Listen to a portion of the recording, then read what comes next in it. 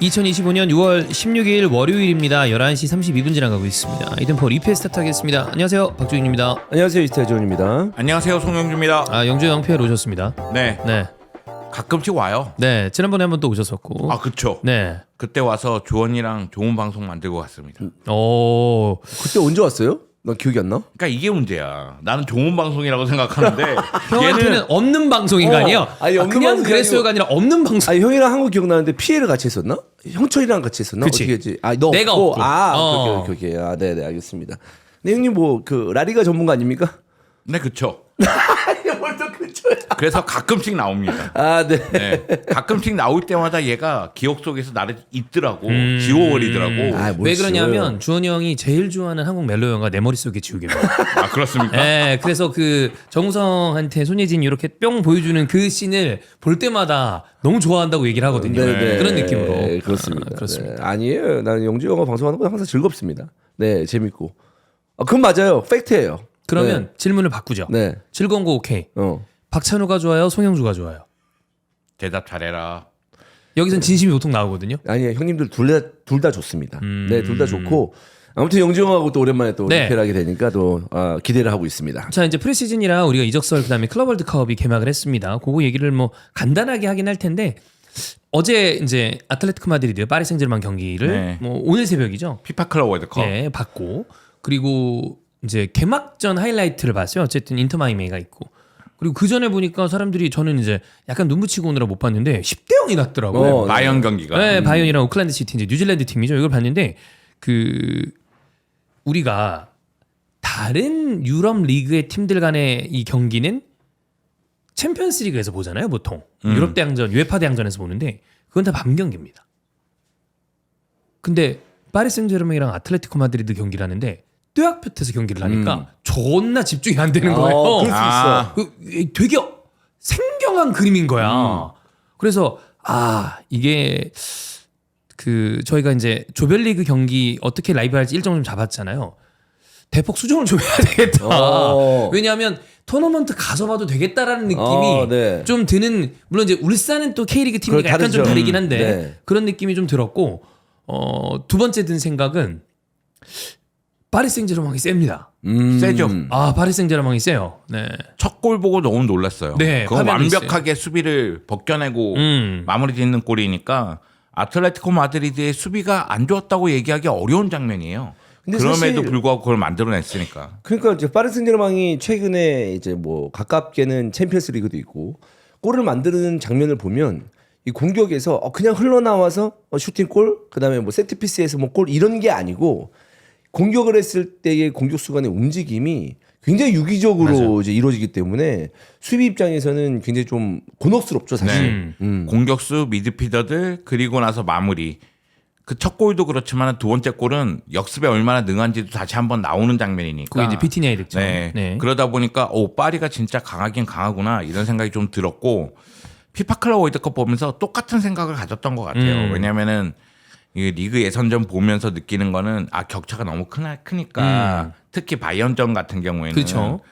그 오클랜드 같은 경우에는 거의 뭐 투자 뛰시는 분들이 일 때문에 못 오신 분들도 못 있고 왔대. 그런 분들도 있다 보니까 이게 보통 우리가 흔히 유로 예선이나 월드컵 예선 때 보면 어디 뭐 우리가 생각하는 좀 축구 강국 때 산마리노 이런 데 붙으면 몇 대면 나지. CG에 뭐 누구 선수 밑에 로여, 누구 소방관 막 이런 거 나오잖아. 그런 느낌이 그런데 뭐 7, 8대 0 나오잖아요. 그런 경기더라고요. 근데 사실 그런 건 있었습니다. 이제 여기에 비할 건 아닌데 약간 울산이 좀 걱정되는 거예요. 왜죠? 오클랜드 시티 정도를 얘기하는 건 아니지만 최근에 보여준 울산의 경기로 좀 약간 답답함에 가깝고. 그렇죠. 네. 뭐 안정감을 꿈꾸고 있지만은 되게 단단하냐 그렇게 볼 수도 없고 네, 공격이 그래서- 파괴력이 있냐 또 그것도 아니고. 여기가 이제 그 조별리그 팀이 마멜로디 남아공 팀, 그다음에 플루미네세 브라질 팀, 그리고 도르트문트인데 뭐 이런 참사가 날 일은 없다지만 좀 그래도 선전하면 좋을 텐데라는 생각을 갖고 보잖아요. 근데 약간은 갑자기 불현듯 좀 너무 좀 심대하게 벌어지면 안 될 텐데라는 생각이 약간 같이 들긴 했습니다. 네. 근데 피파 클럽 월드컵 입장에서 좀 생각을 해보자면 사실은 우리가 클럽 월드컵을 통해서 각 대륙의 강팀이라고 하는 팀들이 한 곳에 모여서 대결을 하는 거잖아요. 거기서 우리가 상상을 해보면은 남미 챔피언과 유럽 챔피언이 붙으면 어떨까? 그치. 아시아 챔피언은 유럽 챔피언하고 붙으면 어느 정도 실력을 발휘할까? 그런 거죠. 이런 것들이 있으니까 그런 것들이 여실히 드러나는 무대가 아닌가? 인터 마이애미 같은 경우에도 야 이거 이 팀 심각하구나 이런 얘기가 나왔거든요. 0대 0이긴 하지만 네. 그런 거 보면 역시 이제 우리의 현주소를 알 수 있는 그치. 상황이 되니까 물론 이제 울산이 잘했으면 좋겠지만 제일 먼저 해야 되는 건 우리의 현주소를 파악하는 겁니다. 우리가 어느 정도 수준인지 파악하고 그다음에 어떤 식으로 발전할지에 대해서 고민해야 되니까 오히려 이 기회를 삼아서 울산이 지금 우리의 현주소가 어느 정도인지를 좀 확실하게 보여주면 그 다음부터 어느 식으로 발전할지에 대해서 그림이 잡히지 않을까. 근데 이제 그런 거 있잖아요. 그 본인의 주소를 확인을 하는 건 좋은데 주소를 확인하다가 집이 부서진다거나 그럼 이제 좀, 그렇죠. 네. 네. 그럼 이제 좀 마음이 많이 아프니까. 네. 네. 뭐 이거 좀 K리그 얘기긴 한데 저는 그때도 한번 지나가면서 얘기했잖아요. 포스텍이 보니까 뭐 사우디 얘기가 있더라고요. 근데 포스텍 어디로 갈지 모른다는 얘기했을 때 K리그 오면 좋겠다는 얘기 했었잖아. 요즘 포엣 감독의 어떤 퍼포먼스나 이런 걸 봤을 때 저는 K리그의 외국인 감독이 괜찮은 외국인 감독이 예전에 뭐 기네슈도 그랬고 한 두어 명 더 있으면 좋겠어요. 근데 이전에 외국인 감독들이 리그 2에서 있었었죠. 네, 근데 사실 최근에 외국인 감독들의 성적이 그렇게 썩 좋진 않았었어요. 사실 당장 단 페트레스크도 좋지 않았고. 네, 그쵸. 그래서 근데 좀 그래서 괜찮은. 야, 이 정도면 괜찮은데 이런 느낌의 예를 들어 이런 일은 요즘 벌어지 않겠지만 프리미어리그와 아스날의 신화를 쓴 아르센 벵거의 전 팀은 나고야 그랜퍼스였어요. 네. 그러니까 그런 느낌의 감독들이 좀 우리한테 한두 명만 더 있으면 리그를 보는 재미가 좀 있지 않을까. 근데 청이랑 만나서 K리그 순위에 대해서 얘기하다가 뒷담화 말고 그냥 두 분이 만나서 축구 얘기하셨어요? 그 일 때문에 만났는데 네. K리그 얘기가 나왔어요. 어허. 네, 전북이 너무 잘 나가니까 전북 네. 얘기를 했었는데 전북의 지난 시즌 순위를 보고 올 시즌 순위를 봤을 때 과연 이게 옳은가? 그러니까 뭐냐면 K리그가 연속성 위에 있어야 되는데 예. 감독 한 명 바뀌고 어떻게 뭐가 바뀌어서 팀이 요동치고 있는 상황이니까 사실 이게 선수단의 변경이 큰 팀이 아니잖아요, 전북이. 그러면은 다시 한번 이런 얘기가 나올 수밖에 없죠. 축구는 감독 노름이다. 이런 얘기가 나올 수밖에 없는 상황이 되니까 네. 클럽이 연속성을 가져야 되는데 그런 부분에 대해서 K리그 팀은 취약한 부분이 분명히 있는 것 같다. 그래서 오히려 지금 외국인 감독이 와서 팀을 잘 만드는 것도 중요하지만 클럽의 연속성을 좀 만들어 놓는 것이 중요하지 않을까. 내가 떠나도 이 클럽은 이런 스타일과 이런 식으로 성적을 내는 클럽이다. 이걸 좀 만들어 놓으면 좋지 않겠느냐. 이런 생각은 좀 들어요. 네. 근데 사실 이제 다른 나라의 해외 리그를 봐도 감독 바뀌어가지고 무너진 팀들 많이 있잖아요. 많이 있죠. 네, 많이 그래서 있죠. 감독의 중요성이 굉장히 좀 굉장히 뭐 이전부터 계속적으로 강조되는 부분인 것 같고 저는 개인적으로 최근에 K리그를 보면서 뭐 지금 EPL이지만 네. PL도 마찬가지지만 어떤 선수의 레벨이 어느 정도 수준의 이상이다라고 하면 감독으로 인해서 그냥 중위권에 있을 팀을 유럽 도전 팀으로 만들 수 그렇지. 있고 그러다고 생각해요. 근데 선수의 퀄리티가 너무 많이 떨어지면 그건 이제 답이 없지. 그건 감독도 답이 없는 것 같아요. 기본빵은 좀 돼야 네. 되니까. 그러니까 전북 같은 팀 같은 경우는 선수 퀄리티는 높잖아요. 이런 팀은 선수발로 밀어붙여야지 그것도 아닌 것 같아요. 그러니까 선수 좋아.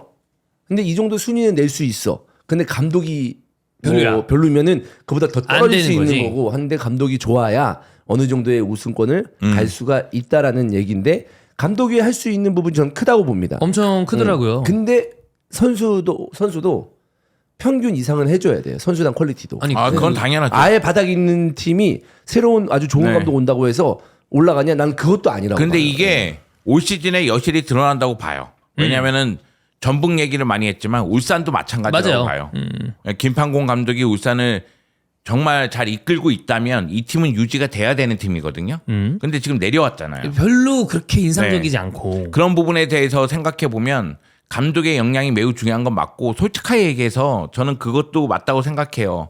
선수들의 퀄리티가 좀 떨어지더라도 이 팀은 중위권까지는 감독 능력으로 올릴 수 있다고 봐요. 근데 거기서 이제 한계에 부딪히다 보면 좋은 선수를 감독들이 요구하게 되고 그러다 구단과의 문제가 생기고 이러다 보면 팀이 앞으로 성장하는데 어려움이 있다고 생각을 해요. 그럼에도 불구하고 저는 그런 생각은 좀 들어요. 전북, 울산, 뭐 포항, 서울 우리가 생각하는 이름이 주는 그 명문 무게감, 클럽들 K리그에 그런 팀들은 유지할 수 있는 무언가를 계속 만들어내고자 노력을 해야 된다. 약간 지금 뭐 영주 형 얘기하신 거 듣고 난 다음에 생각나는 팀이 그 이제 토트넘으로 감독이 옮겨갔지만 브랜트포드나 브라이튼 같은 팀이 생각이 나는데 브라이튼이랑 브랜트포드가 공통점이 구단주가 다 갬블러 출신이더라고요. 나름대로의 스카우트 시스템이랑 데이터 기반의 프로그램을 만든 팀들. 전 브라이튼이 처음에 포터가 나가고 난 다음에 망할 거라고 생각했어요. 근데 포터가 망했죠. 그리고 데제르비가 왔습니다. 데제르비가 나가면 망할 줄 알았습니다. 근데 데제르비는 마르세유 가서 나름의 그걸 했지만 생각만큼 돋보이진 않고 브라이튼은 그대로 살아남았고 오히려 93년생의 어린 감독이 잘하는 거 보면 이건 세 번째인데 이렇다 그러면 이건 팀의 시스템이 잘 갖춰진 거 아니에요? 그쵸. 그런 게 이제 잘 갖춰지면 좋은데 그거는 또 생각해 보면 그 유럽 유수한 클럽들 중에서 그렇게 되는 팀이 또 많지 않은 거 보면 많지 않죠. 그것도 어려운 것 같긴 한데 여하간 저는 이제 그냥 K리그를 하나의 상품으로 봤을 때 그리고 다른 리그들을 이렇게 봤을 때 눈에 띄는 감독들이 오면 더 재밌는 것 같아. 그건 선수들도 그쵸. 선수들이고 네. 당장 저는 전북이 팬들이 한 시즌 만에 이렇게 즐거워하는 걸 보고 전북이 너무 좋아하는 거야. 그 리그 네. 저기 저 FSL, FC9 리그 이렇게 하고 있는데 봉훈이가 왔어요. 전북 팬이잖아. 계속 빵긋이야. 너무 좋아. 좋죠. 그 전북 얘기할 때는 거기다가 전북이 스타 군단이긴 하지만 전진우 같은 스타는 또 이야기가 달라요. 그죠. 그러니까 리그를 대표하는 스타가 전북의 스타고 그리고 전북하면은 뭐 감독 얘기도 나오고 전진우 얘기도 나오고 이러면 전북 팬들은 기분 좋을 수밖에 없죠. 뭐 좀 이제 K리그 얘기를 했지만 어쨌든 어느 대회든 어느 리그든 감독이 차지하는 중요성이 굉장히 크기 때문에 뭐 그런 부분에 대한 재미를 좀 느낄 수 있는 K리그다라는 얘기를 드리고 어쨌든 파리 생제르맹 얘기하다가 이렇게 왔는데 파리 생제르맹은 이번에 제 느낌입니다. 경기하는 걸 보고 아틀레티코 마드리드가 그 경기를 대강했다는 아닌데 제 체감인데 이거 바뀐 다음에 초대 대회잖아요. 어찌 보면 이거 우리가 가져간다라는 느낌으로 나온 것 같아. 그래서 우리 슈퍼컵까지 해서 6관왕 가져간다. 특히나 클럽 월드컵이 매년 하는 게 아니라 이제 4년마다 한 번씩 하는 걸로 바뀌었기 때문에 이렇게 다관왕을 차지할 수 있는 기회가 많지 않잖아요. 4년마다 한 번 오는 거라 그거를 노리겠다라는 표정을 보인 건지 모르겠지만 그 저 인판티노 그 저 뭐라 그때 알까는 아저씨 아니야? 이제 피파 회장 딱 되고서 그렇지. 가오 많이 잡잖아. 어어. 옆에 알켈라이프가 딱 있더라고. 네. 파리 생제르맹 회장. 어. 느낌이 그 얘기하는 것 같아. 우리가 가져갑니다. 그 얘기의 느낌이었어요. 얘네들은 핏이 지금 챔스 핏이야. 아틀레티코 마드리드 선수는 약간 이제 그래 한번 해보자 할 때 이미 템포를 그냥 본인들 원래 리그 할 때랑 챔피언스리그 할 때 템포를 가져가더라고요. 그래서 젊은 팀이 이렇게 무섭구나. 아니 그리고 파리 생제르맹은 이미 완성된 팀이에요. 네. 네, 완성된 팀인데 여기서 이제 이적 시장을 통해서 더 보강할 부분은 보강하려고 보강하고 하겠죠. 이런 상황이 있고 아틀레티코 마드리드는 아직 완성됐다고 보기는 어렵죠. 이 팀은 또 영입을 통해서 많이 해야 완성을 시켜야 되는 팀이고 왜냐하면 지난 시즌 보면은 무관이었으니까 네. 그런 측면에서 봤을 때는 실질적으로 양쪽이 100% 힘을 발휘했을 때에도 파리가 좀 더 우위에 있을 가능성이 있는데 이 경기는 봤을 때 그 에너지 레벨 자체가 파리가 더 우위에 있으니까 여기다가 아틀레티코 마드리드는 이 경기를 통해서 또 고민이 나온 거죠. 그리지만 다음은 어떻게 해야 되느냐. 그렇지. 이거에 대한 네. 고민이 또 나온 거죠. 그렇습니다. 자, 그래서 뭐 아까 말씀드렸던 것처럼 좀 조별리그 경기들은 우리가 선택을 좀 더 신중하게 해야 될 것 같고 울산의 선전을 좀 바라겠습니다. 나머지는 쭉 다 이제 이적설인데 하나씩 우리가 토크를 편안하게 풀어보겠습니다. 다른 의미로 충격적인 활약을 한 마티스텔 완전 영입이 됐습니다. 왜 그랬을까요? 아니 나는 이게 테리 뭐든지 그래요. 모든 선수들이 뭐 가능성이 있는 선수였는데 한 시즌 부진했어. 그러면은 다음 시즌 잘할 수도 있잖아.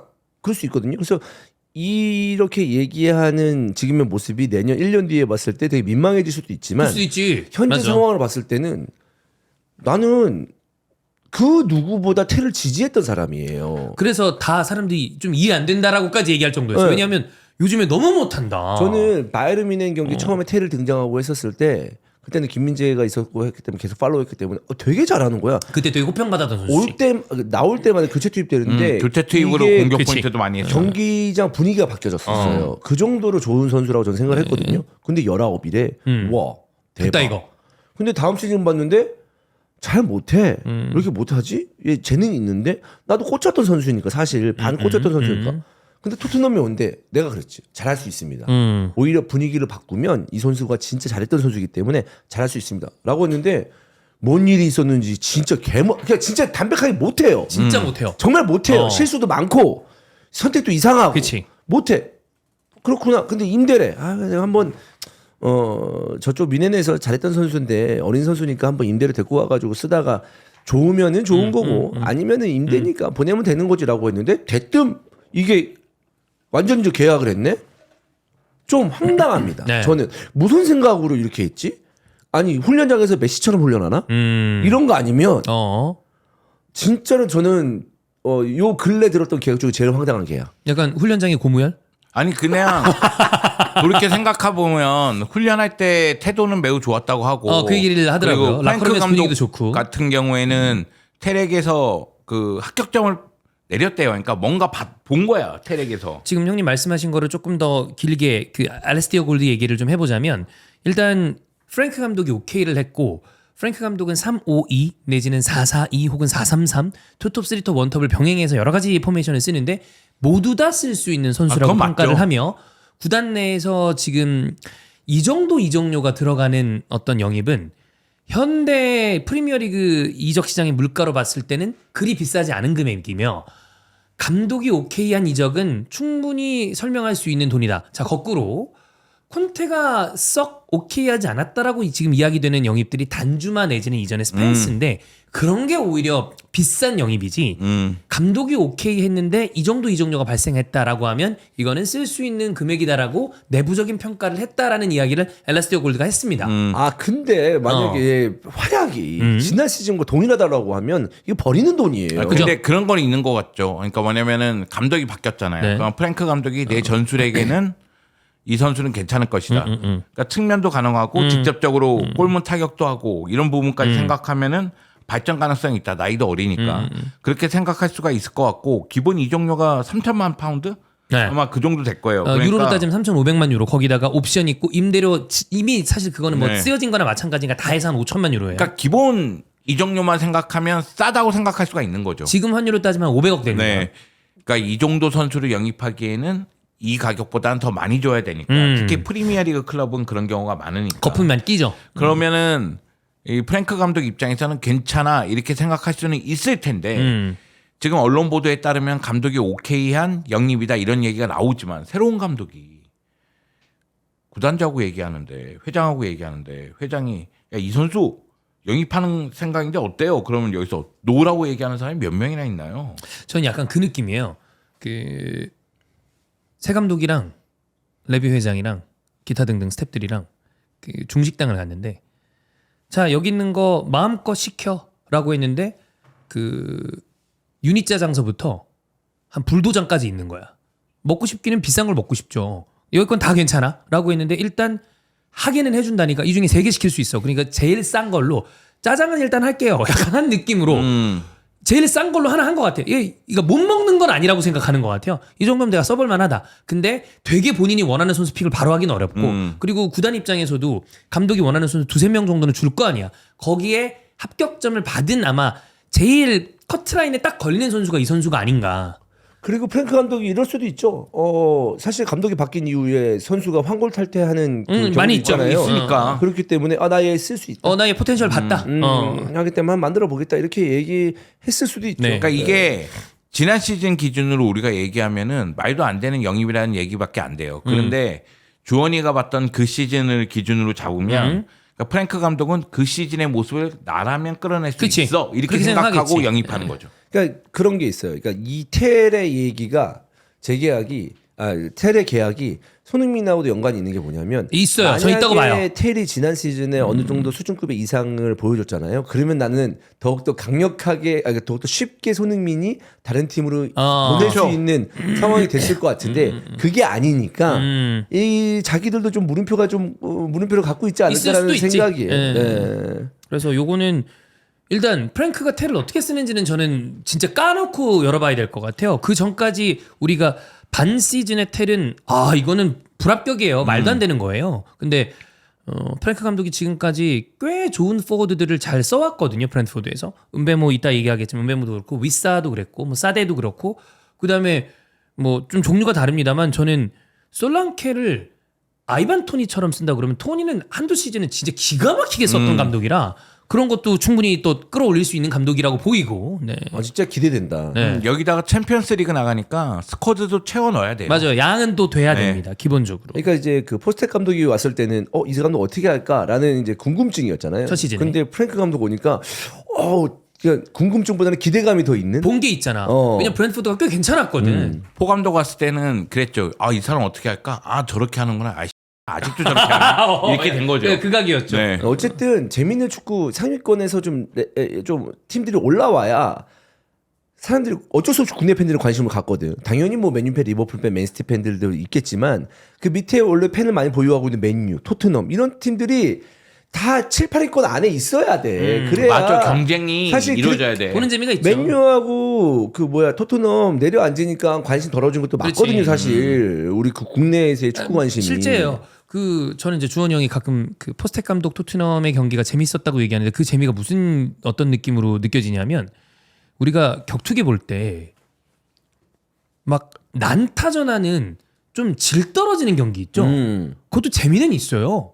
근데 우리가 보려고 하는 재미는 실제로 타격이 많이 안 오가더라도 와 졸라 수준 높은 경기다. 근데 포스텍의 경기는 그런 경기가 아니에요. 약간 아니었지. 광대제 타는 느낌의 맞죠. 경기였어. 그러니까 재밌었던 거지. 그냥 봐요. 포스텍은 지든 이기든 그냥 지루하진 않아. 약간 이렇게 했잖아요. 막 먹고 막 넣고 이러니까 그런 거지. 근데 이 프랭크 감독의 축구는 볼만한 부분이 꽤 있어요. 전술적으로도 나름대로 포인트를 많이 만드는 감독이라 그런 의미로 재미를 좀 기대할 만하죠. 네. 그래서 텔은 궁금합니다. 프랭크가 어떻게 쓸지. 자, 그 다음이 은베모입니다. 자, 브라이언 은베모 얘기는 지속적으로 저희가 다루고 있는데 일단 은베모는 맨체스터 유나이티드 쪽으로 좀 많이 기우나 싶었는데 네. 은베모가 요구하는 어떤 여러 가지 이적료 그건 이제 브랜트포드의 이적료겠죠. 그런 것들과 이런 것들 때문에 협상 중이다라는 정도까지가 가장 최근 소식이라고 느껴졌었는데 프랭크 감독이 토트넘으로 가면서 프랭크 감독이 토트넘에게 은베모에 대한 요구를 했다라는 이야기도 있고 당연히 둘이 맞춰온 호흡 그다음에 지난 시즌 은베모가 커리어 하이였는데 그 커리어 하이를 이끌어낸 것도 프랭크 감독이었기 때문에 당연 얘기가 나오는 게 사실이고 토트넘으로 은베모가 향할 가능성도 없지 않아 있다라고 보입니다. 일단 선수 자체는 맨유를 선호하는 것 같긴 해요. 네. 근데 또 감독이 프랭크란 모르죠. 고민이 되겠죠. 네. 지금의 어떤 이적설을 딱 보면 우리는 그 정말 맨유를 걱정하고 맨유에 대해서 어떻게 리빌딩을 할 것인가 돈이 있냐 없냐 선수단이 맨유를 원할 것이냐 이적해야 맞아요. 되는 선수들이 봤는데 나는 사실 이번에 이적 시장을 겪으면서 다시 한번 맨유의 어떤 위용을 위력이죠, 위력 진짜. 다시 깨닫습니다. 네. 와 살아있네 맨유. 나 네. 진짜 이 생각 들어요 사실. 진짜 우량주 저점 매수를 선수들도 아는 것 같아. 이때 나 들어간다. 그러니까 사실 왜냐하면 어떠한 팀이 이 정도로 조금 이렇게 좀 하락세를 겪고 있고 여러 가지로 들려오는 소식이 네. 뭐 돈 쪽으로도 뭔가 좀 쪼들린다 뭐 한다라고 들리면 선택하기 힘들 것 같잖아요. 근데도 이 그 퀄리티가 있는 선수들 또 많은 팀들 원하는 선수들이 맨유랑 다 연결돼 그렇지. 있고 또 맨유를 선호한다. 이런 얘기들도 막 나오니까 야 맨유의 그 위상이라는 게 그렇지. 내가 생각하는 그 이상이구나라는 아니, 생각이 들어요. 그게 브랜드 파워라면 브랜드 파워고 압도적인 클럽의 파워죠. 명성이면 명성인데 지금 멤버들이 우리랑 비슷한 거예요. 그러니까 맨유의 전성기를 보면서 성장한 그죠. 그 선수들이 이제 맨체스터 유나이티드하고 연결되니까 맨유라면 가서 내가 한번 이렇게 세우겠다. 이런 생각이 들 텐데 저도 주원이랑 똑같은 생각을 갖다가 좀 마음이 약간 바뀐 게 맨유 진짜 대단하다. 쿠냐 보면서도 우와 은베모 요케레스 장난 아니구나. 그러다가 결국 지금 은베모 하이제킹 얘기 나오고 요케레스 또 아스날하고 연결되고 막 이런 거 보면서 그래도 돈으로 움직이는 부분이 분명히 있긴 있구나. 이런 생각은 갖게 되는데 맨유가 갖고 있는 파워는 확실히 대단하다. 네. 근데 이제 은베모를 원하는 건 이해는 됩니다. 양쪽 다 이해가 돼요. 그런데 과연 토트넘이 은베모를 데리고 올 수 있을지. 그리고 은베모 입장에서 보면 이쪽은 챔피언스 리그에 나가는 그렇죠. 클럽이고 그리고 런던 연고고. 네. 이쪽은 거의 최악의 성적을 거둔 클럽이잖아요. 사실은. 네. 그래서 은베모 입장에서도 고민은 좀 될 것 같아요. 여기다가 챔피언스 리그 나간다 플러스 나를 잘 알고 있는 감독이 그렇지. 함께 묶여 있으니까 되게 메리트죠. 네, 은베모 입장에서는 고민이 안 될 수가 없죠. 은베모가 요구하는 주급 수준이 낮지는 않은 걸로 보이는데 어디로 갈지 좀 지켜봐야 될 것 네, 같습니다. 지켜봐야 될 것 네. 같아요, 이건. 근데 사실 이 정도의 어떤 그 지난 시즌의 그 기록 커리어를 이제 보여준 선수가 은베모 작년에 하이였습니다. 20골을 넣었어요. 네. 다 이제 군침이 돌 수밖에 네. 없죠, 사실. 저는 개인적으로는 작년에 골 수는 조금 플루크였다고 생각을 해요. 근데 반만 해도 아무리 그럼. 플루크라도 그쵸. 그 두 자리 때는 지금 가능한 정도로 올라왔다. 네. 그리고 이 선수 브랜트포드랑 저 아스날이 브랜트포드에 어려워했던 경기들이 머릿속에 많이 남아 있어서 좀 유심히 경기를 봤는데 되게 위력적입니다. 저 그 브랜트포드의 앞쪽의 포워드들이 되게 좀 부담스러워요. 은베모도 그렇고 놓칠 때가 있어서 그렇지 윗사도 좀 되게 상대하기 버겁고 이전에 토니도 마찬가지고 윗사, 에제 이런 선수들 또 연결되고 있어요. 다 연결되고 네. 있어요. 그래서 이 토트넘의 포워드 영입은 추가적으로 조금 더 이어질 것으로 네. 보여서 그러니까 프랭크 감독의 공격진은 완전히 재편한다는 느낌이 들어요. 세메뇨도 있어요. 네. 본머스에. 그래서 이 선에는 많이 뛰고 빠르고 그리고 직접적으로 타격이 가능한 선수들. 그렇지. 네. 그걸 양쪽에 배치하고 이 선에 배치하겠다. 이 생각이 있는 것으로 보입니다. 그렇습니다. 자, 은베모 얘기로 묶어가지고 뉴캐슬로 잠깐 와보겠습니다. 뉴캐슬도 이제 챔피언스리그 진출을 했고 PSR에서 그래도 좀 벗어난 상황이기 때문에 은베모 쪽 얘기가 나오다가 지금은 브라이튼의 주앙 페드루 네. 쪽이랑도 링크가 나고 있는 상황. 그래서 아직은 되게 많은 링크가 나오고 있지는 않은 뉴캐슬입니다. 뉴캐슬은 뭐 엘랑가 얘기도 있고 그래서 네. 조금 더 지켜봐야 될 것 같은데 그거랑 별개로 쿠팡 플레이 시리즈에서 우리가 정민이랑도 얘기를 했지만 뉴캐슬이 또 방한을 하는데 요거 아마 우리가 생각하는 흔히 얘기하는 되게 메이저한 인기를 끌어가는 클럽과는 또 다른 방향성의 클럽이 또 내한을 하는 거라 기대하시는 분들이 꽤 있을 것 같습니다. 뉴캐슬도 약간 올드 팬, 골수 팬 이런 팬들이 고인물 많죠. 많아요. 네, 많아요. 그래서 우리 때는 사실 프리미어리그 처음 봤을 때 맨유라든가 아스날 이런 쪽에 빠져 있었는데 우리 약간 윗세대는 앨런 시어러의 뉴캐슬에 때문에. 빠져 있는 예. 경우도 있었어요. 거기에 이제 그때도 그 저희 말씀드렸지만 이게 성향들이 2000년대 초반에 해외 축구를 딥하게 보는 분들은 다 약간 매니아 성향이 짙은 사람들이잖아요. 그러면 그 와중에도 홍대병 경향이 짙은 분들이 난 뉴캐슬, 그때 기준 난 첼시, 난 리즈 이런 분들이 요 픽을 많이 했었는데 맞아. 그러다 이제 빛을 보는 상황이 된 거죠. 그래서 이제 쿠팡 플레이 시리즈 하면 또 이제 많은 분들이 기대하는 게 신도림 축구단이라는 어떤 희대의 명자를 만들어내면서 지금 이삭 오니까 이삭 토스트랑 어떤 그 콜라보. 좋네. 그리고 김아랑이스 오니까 우리 또 김아랑 선수와 뭔가 또 이걸 하는 것까지 많은 그림을 그려보고 있는 지금 팬들의 기대감이 굉장히 커지고 있습니다. 지금까지 쿠팡 플레이 시리즈 보면 토트넘 세비야 왔었고 그다음에 맨시티 아틀레티코 마드리드 파리 생제르맹 왔었고 토트넘 바이에른 뮌헨 왔었고 그다음에 다시 토트넘이랑 이 뉴캐슬까지 오는 거니까 선예매 오픈이 여러분 6월 25일 이제 그럼 다음 주죠. 빠르네. 그다음에 일반 예매가 6월 27일이라고 하니까 요거 또 관심 있으신 분들은 이거 매년 기대하는 분들이 점점 많아져요. 네, 이번에는 뉴캐슬 관심 많이 집중될 것 같아요. 네. 왜냐면은 그 이삭에 대한 인기도가 많이 올라가고 그리고 뉴캐슬 인기가 전체적으로 올라가고 있으니까 아마 그 유니폼에 사인 받으면 소장 가치가 있지 않을까. 네. 그리고 뭐 토트넘도 마찬가지고요. 그죠. 유로파리그 우승했기 때문에 지난 시즌 유니폼에다가 사인 받으면은 그건 소장 가치가 엄청 있죠. 크거든요. 네, 그렇습니다. 자, 이렇게 쿠팡 플레이 시리즈 또 함께 해주시면 될 것 같고, 자 아스날 오겠습니다. 아스날은 지금 요케레스, 세슈코 두 선수와 동시다발적으로 딜을 하는 이야기가 많이 나오고 있는 상태에서 왼쪽 윙은 약간 멈춰 있는 것 같아요. 그간 쭉 흘러나왔었던 선수들 중에 니코는 바르셀로나 쪽으로 많이 붙은 것 같고 네. 호드리그는 잔류 쪽으로 가고 있는 것 같아서 야 이거 왼쪽 윙 누구 영입해야 돼? 라는 이야기가 와 있는 상황에 그 포워드 쪽으로 포커스가 맞춰지고 있습니다. 세슈코를 첫 번째 옵션으로 생각한다고 하더라고요. 그런 것 같아요. 베르타 단장은 지금까지의 딜 형태를 아틀레티코 마드리드 쪽이랑 연결해서 봤을 때 펼쳐놓고 간보는 타입인데 세슈코가 무조건 1번인 것 같아요. 요케레스가 2번인 것 같고. 그래서 요케레스를 이용해서 세슈코를 좀 더 싸게 영입하려는 느낌? 그게 강한 것 같습니다. 그래서 뭐 세슈코도 이종료가 8천만 정도 되고 네. 요케레스도 8천만 정도 되니까 고민에 좀 빠진 듯한 느낌이 있다 이런 얘기가 나오고 있고 요거는 당연히 요케레스 관련해서 메뉴하고도 또 연결되는 부분이고 일단 왼쪽 윙포드 영입하려고 노력했다가 호드리고는 사비 알론소 감독하고 얘기하면서 멈칫한 상황이고 그쵸. 니코는 스페인에 떠나고 싶지 않다고 그런 해요. 것 같아요. 그래서 바르셀로나 쪽에 네. 에이전트 시켜가지고 네네. 이야기를 나눴다는 얘기가 나오고 있으니까 니코도 약간 그 물 건너간 느낌이긴 한데 상황은 좀 더 지켜봐야 됩니다. 일단 아스날은 최전방 왼쪽 다 보강할 생각이 있다는 네. 게 이번에 좀 드러나고 있는 거고요. 그다음에 오른쪽에 그 사카 백업으로 바카요코도 생각을 하는 것 같더라고요. 네덜란드에서 팀 뛰고 있는데 이건 봐야 되는데 저는 그 생각은 약간 듭니다. 세슈코를 데려와서 지금 본인이 원하는 왼쪽 윙어가 없으면 사실 여러분 세슈코가 약간 측면 윈포 성향을 갖고 있다가 톱에 세우면서 터진 케이스거든요.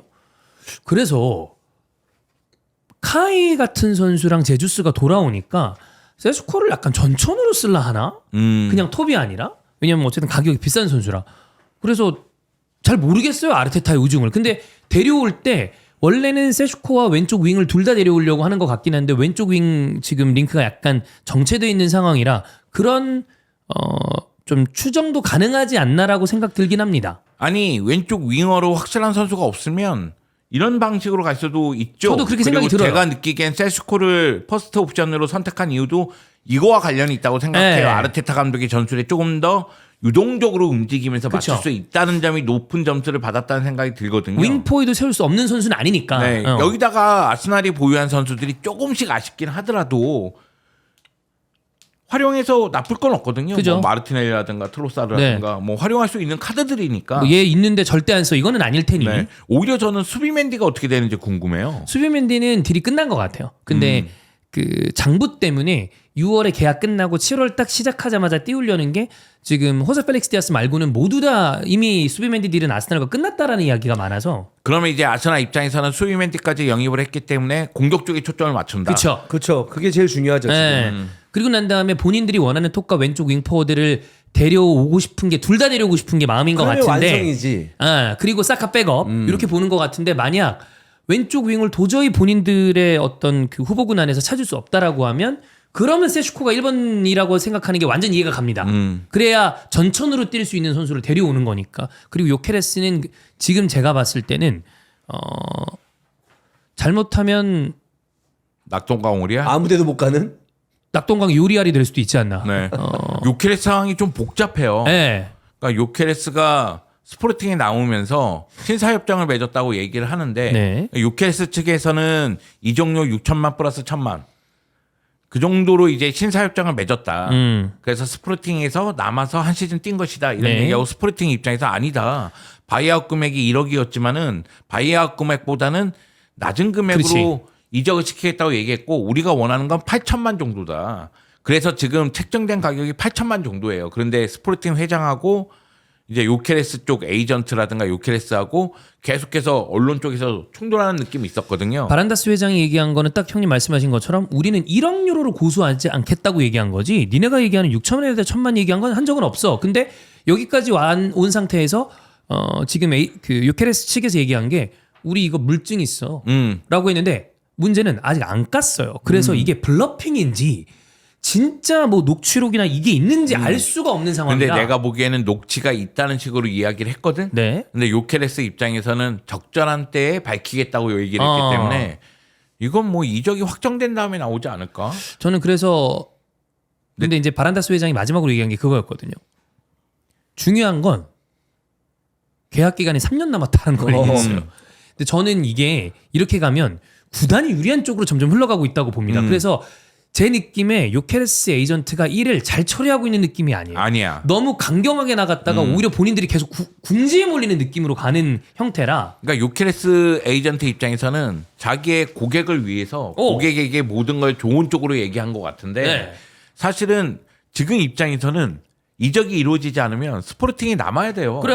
근데 이게 어떻게 남을 수 있겠어? 이런 상황에서. 그림 완전 이상하게 어. 바뀌었는데 그러면 결국에 본인들이 원하는 주급이나 에이전트 피나 사이닝 피나 이런 게 원치 않는 형태로 계약이 될 가능성이 크니까 요케레스 쪽은 조금 애매해지고 있습니다. 그리고 요케레스가 생각을 잘해야 돼요. 지금 아스날과 메뉴를 간본다는 것 자체도 이해가 잘 안 가.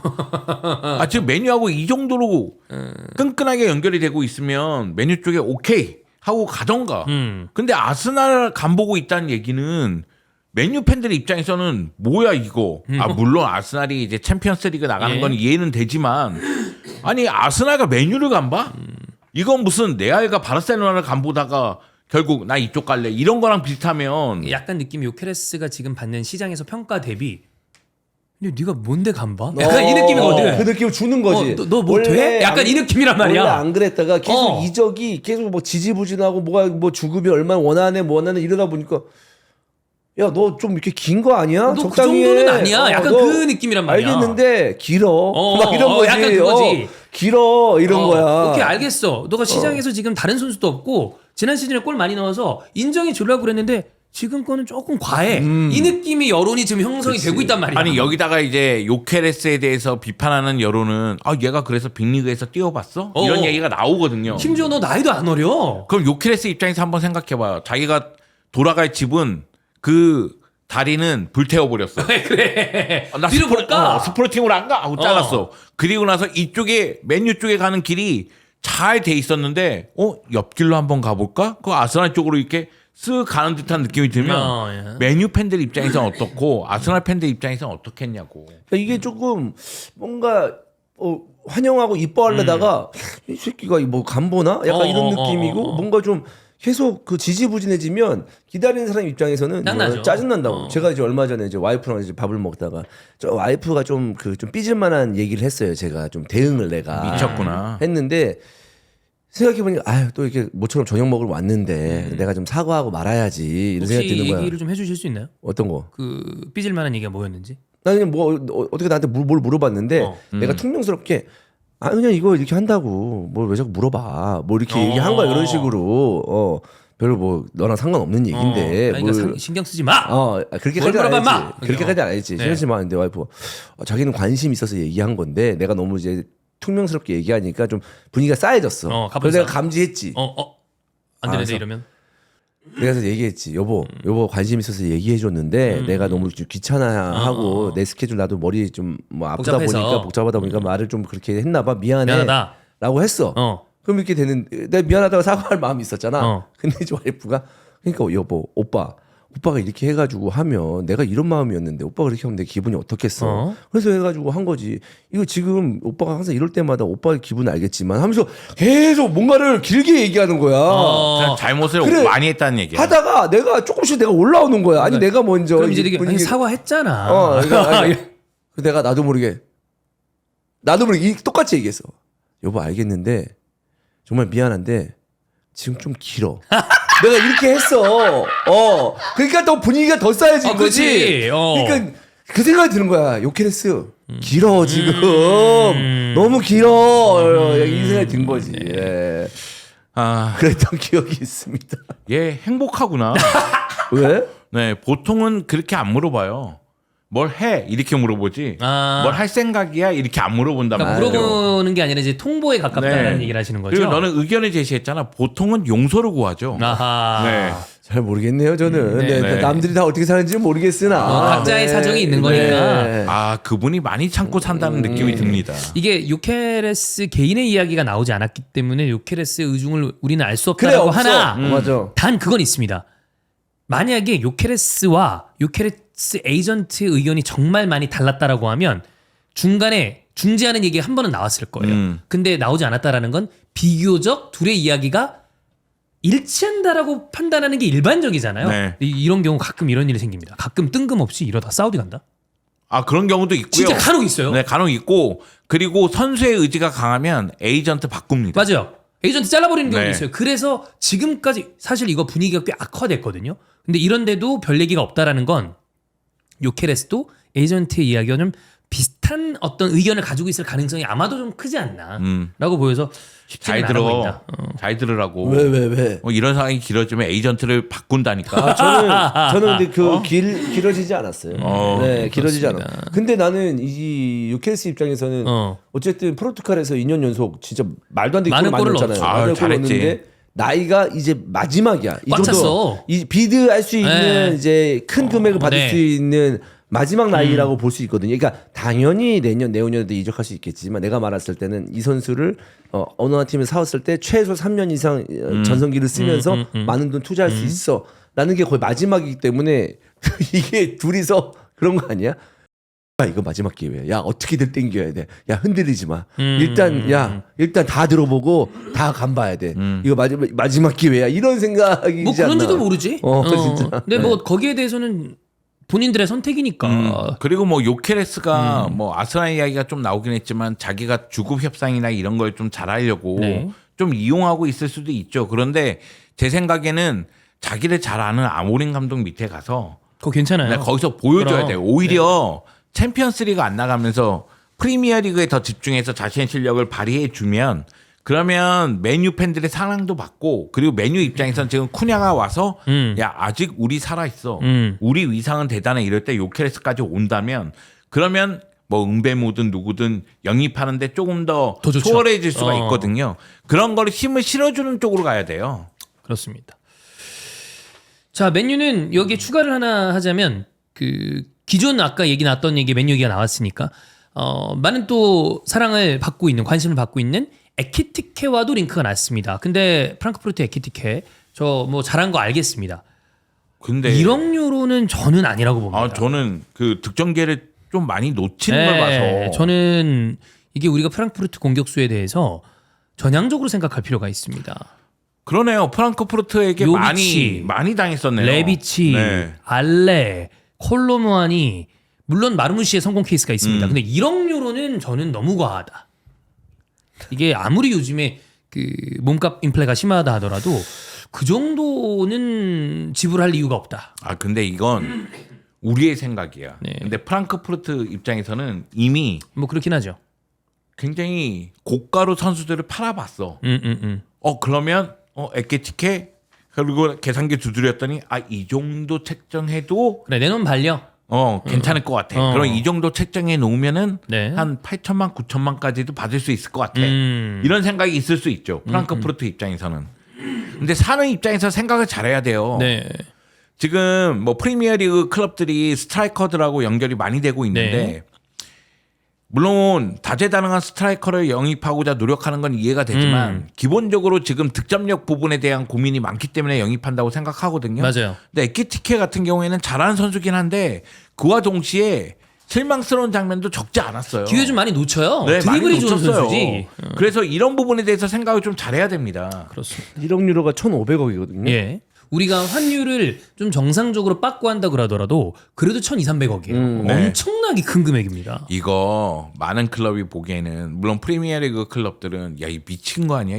얘가 어떻게 이 가격이야? 이렇게 생각하는 클럽도 있을 겁니다만 다른 클럽들이 보기에는 야 안토니도 저 정도 받고 팔았는데 우리도 가능해 이런 생각이 있을 수도 있어요. 그것도 가능이죠. 네. 야 어차피 뭐 쟤네 그 눈탱이 치는 거 하루 이틀이냐? 기다려봐. 또 입질 올 거야. 그렇게 생각할 수도 있죠. 그리고 프리미어리그 클럽들은 돈이 많아. 이 생각이 깔려 있어.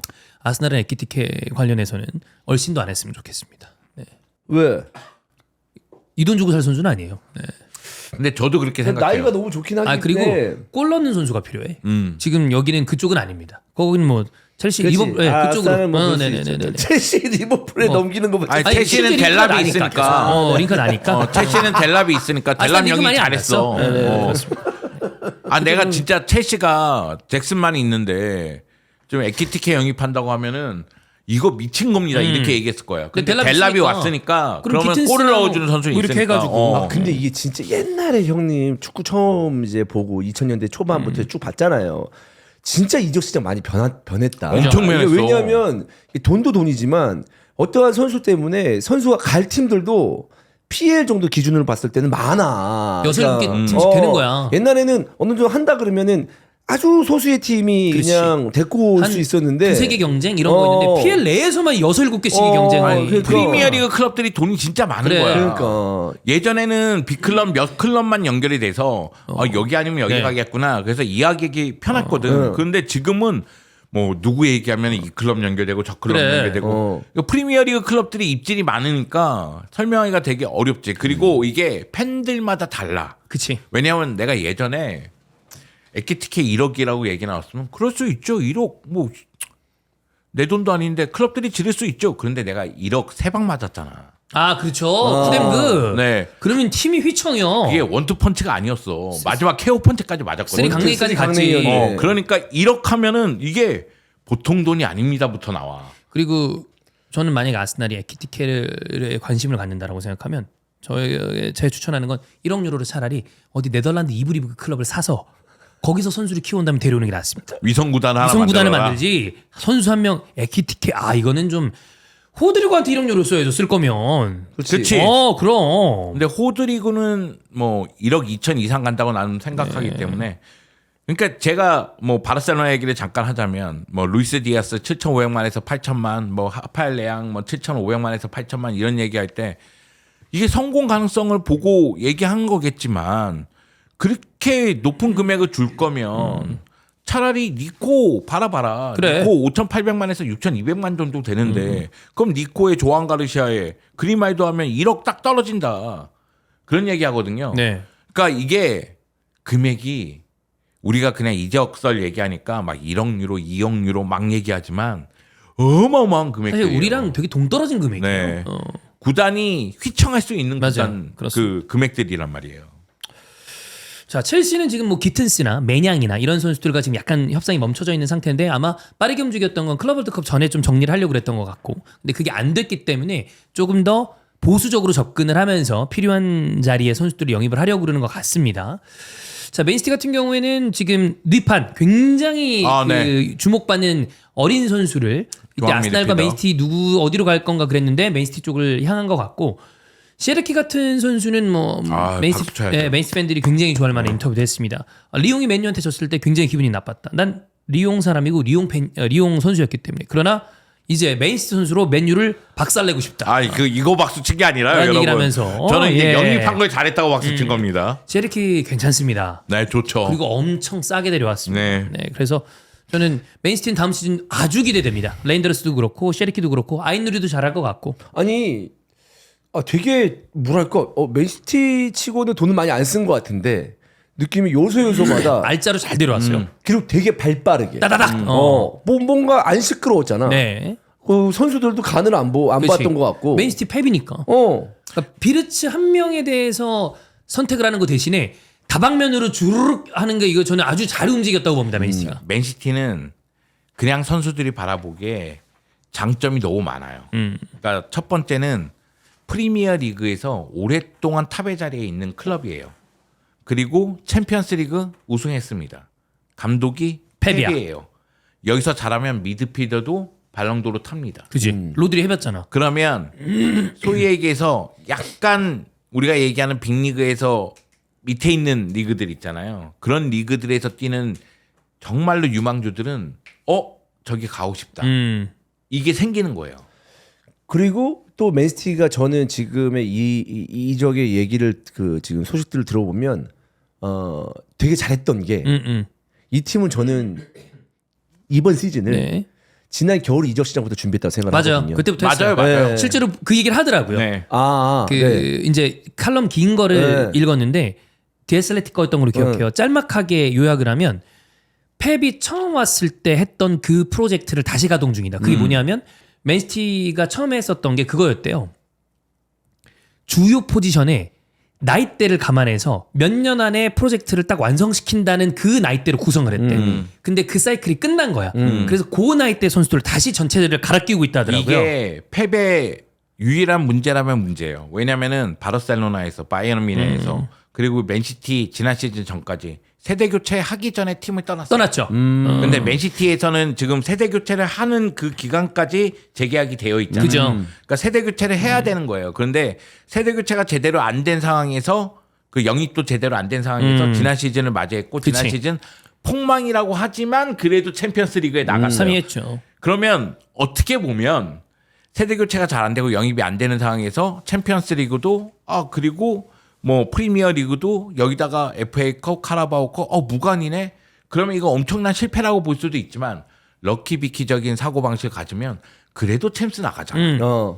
그리고 팀이 이번 사건으로 통해서 모두가 공감대가 형성됐어. 그렇지. 자, 세대 교체해야 돼. 영입해야 돼. 그러면 겨울부터 알아봐. 그래서 쭉쭉 한거 아니야. 따다다닥 된 그래서 거죠. 젊고 어린 선수들 위주로 배치를 했고 이번에 데려온 선수들도 다 그런 선수들입니다. 셰르키가 애가 액면이 안 좋아서 그렇지 되게 젊어요. 그러니까. 그래서 나는 그게 지난 겨울부터 되게 적극적으로 이제 뭐 공격수나 수비 라인에서 선수를 데리고 왔잖아. 근데 중요한 거는 그 선수들이 많이 뛰었잖아. 어느 그쵸. 정도는 뛰었으니까 약간 이번 시즌을 앞두고 그러니까 지난 시즌만 챔스도 못 나갔으면 실패라고 볼 수 있겠지만 이번 시즌을 앞두고 한 번 더 돌려본 느낌 미리. 그래서 얘네 된다. 이거 이 포지션 됐어. 네. 이번 여름엔 다시 다른 포지션 넣어야지. 약간 이런 느낌인 거야. 네. 그러니까 사실 어떤 그 F1으로 따지면 실제 대회를 하기 전에 이제 그 연습 라운드가 있어요. 그 연습 라운드를 한 번도 좀 해본 거지. 그런 거면서 이제 보완점을 네. 이제 더 쉽게 맞춰갈 금방 수 있는, 찾은 거죠. 금방 찾을 수 있는. 그래서 좋은 이적 시장을 저는 맨시티가 잘 보내고 있다고 봅니다. 빠르게 필요한 곳을 잘 보강했죠. 그렇지. 네. 그래서 맨시티는 기대감이 크고 첼시도 저는 개인적으로 기대감은 크거든요. 델랍이 어느 정도 골을 넣어줄 것이냐.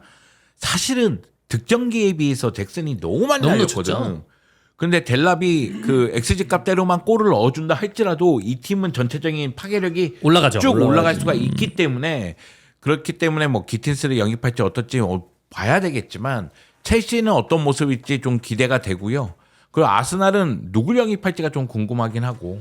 야 진짜 이적 시장 활발하다. 뭔가 네. 소식들이 계속 나오고. 잉글랜드가 유독 많이 활발합니다. 빨리 움직이려고 하고. 너무 많아. 너무 많아. 나 와서 대본을 잠깐 이렇게 봤는데 6페이지인가 7페이지인가 막 그러는 거야. 그래가지고 이적 솔로만. 그러니까 이게 와 이거 너무 많은데 이런 생각이 들었어요. 이거 잘 움직여지면 다음 시즌은 아마 그냥 진짜 원래 유럽 축구를 좋아했던 분들 입장에서도 굉장히 볼만한 시즌이 좀 되지 그치. 않을까. 사실 그 프리미어리그 팬들이 보기에는 지난 시즌은 아쉬움이 컸죠. 약간 너무 일찍 뭐가 툭툭툭 결정돼 버리는 바람에 네, 리버풀 우승도 빨리 결정이 맞아요. 됐고 맨시티에 약간 이게 좀 미끄러지는 모습도 있었고 아스날이 경쟁에서 좀 빨리 진작에 빨리 미끄러진 것도 미끄러졌고. 있고, 그리고 뭐 토트넘, 맨유도 성적이 안 좋았고 맞아요. 첼시 팬들은 기대를 갖고 받고 원하는 성적을 거두긴 했지만은 마레스카에 대한 불만이 조금 생기는 네. 장면도 있었으니까.